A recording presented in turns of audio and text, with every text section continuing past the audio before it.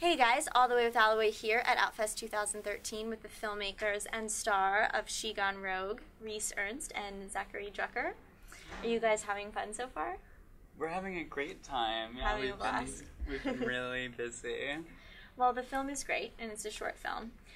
So tell me a little bit about your relationship, knowing each other, and then also working in the solo performance artist scene in New York, and you guys have done it all, pretty much.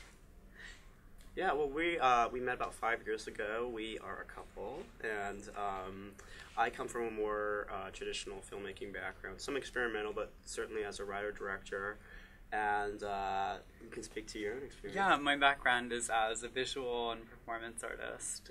Both Rhys and I went to CalArts at different times, and I think CalArts is really known for its kind of interdisciplinary methods of teaching, so it prepared us to kind of work together and collaborate in a really new and expansive way.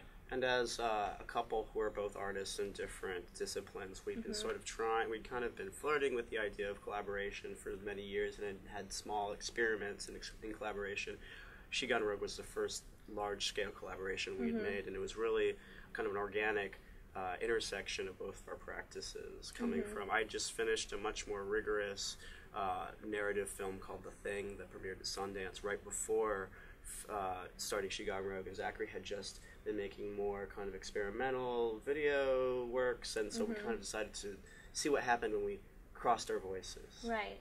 And what's fantastic is you have this character, this flawed protagonist who is both man and woman and hero and victim, but placed in a sort of narrative form. So how did you guys kind of build this narrative?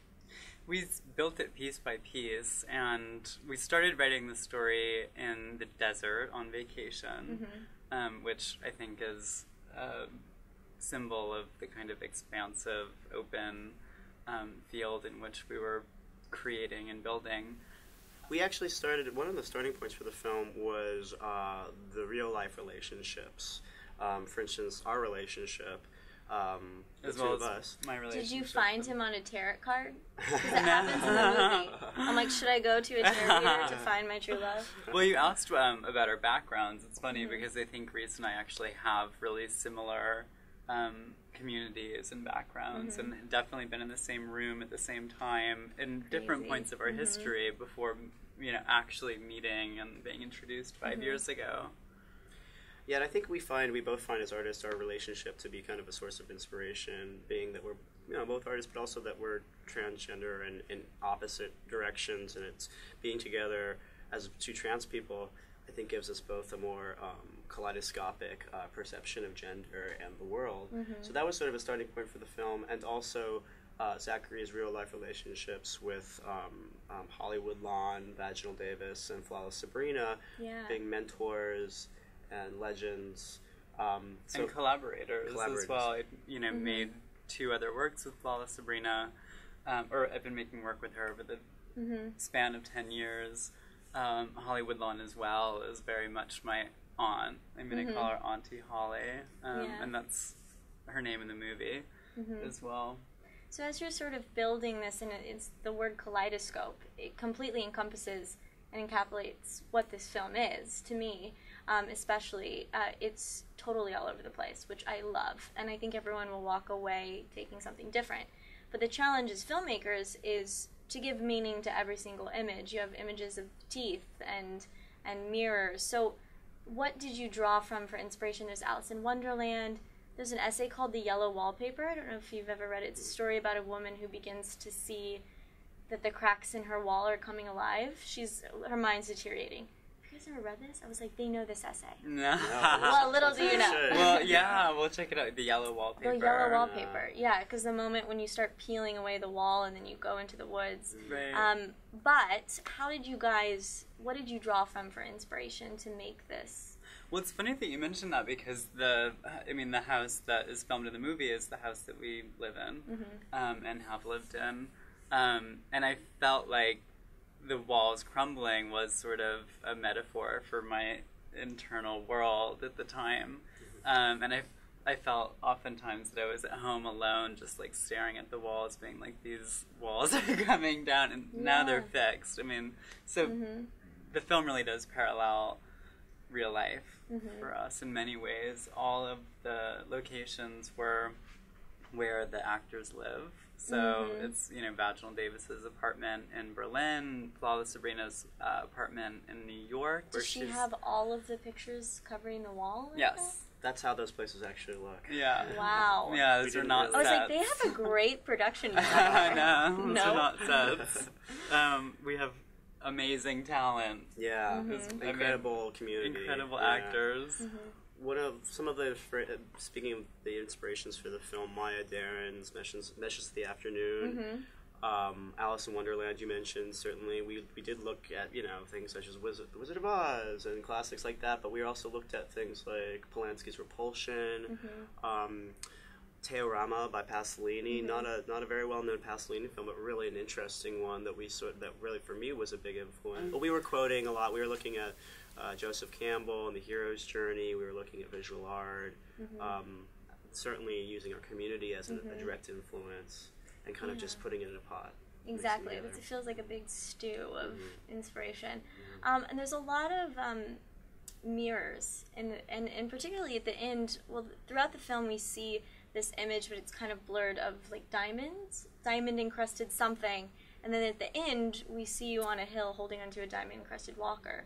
What is that to you? Because I know what it is to me, but like to you guys, what was that symbol? Well, I think the film very much is about, you know, and not in a heavy-handed or didactic way, is about a transgender experience or trajectory. And there's allusions to my own past in photographs of my childhood and where I am today. And the three sort of fairy godmothers in the film are representations of, I think, you know, my own future in a lot of ways, or how I might imagine my future. So there's a lot of collapsing of time, both in looking forward and backwards in terms of bringing in transgender history, and also imagining aging in the transgender body, and trying to give an homage to sort of the mothers and fathers who have come before us in transgender history.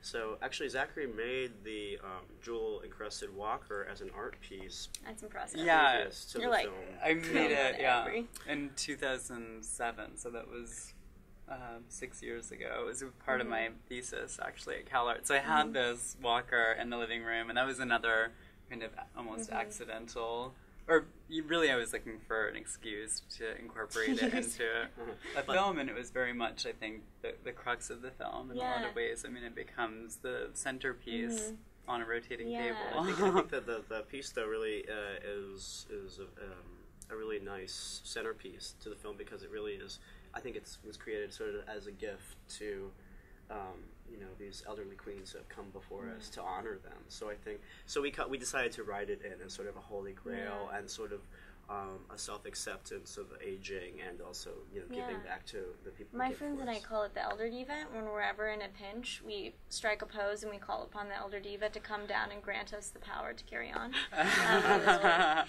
Elder Diva, and she comes in, so I totally relate. I know what you're talking about. That's great. So screening at Outfest, I mean, you guys, I think this festival is amazing because there is such a wide range of audience. I mean, there's everyone from the LGBT community, and I think each person will take something different away from this film, and you allow them to do so because it is so lucid and so all over the place in the best of ways. So to you guys, what's kind of your intention with this film? Like, if someone could come up to you after a screening and say, I think this is what happened to me, like, what's your hopes for the film?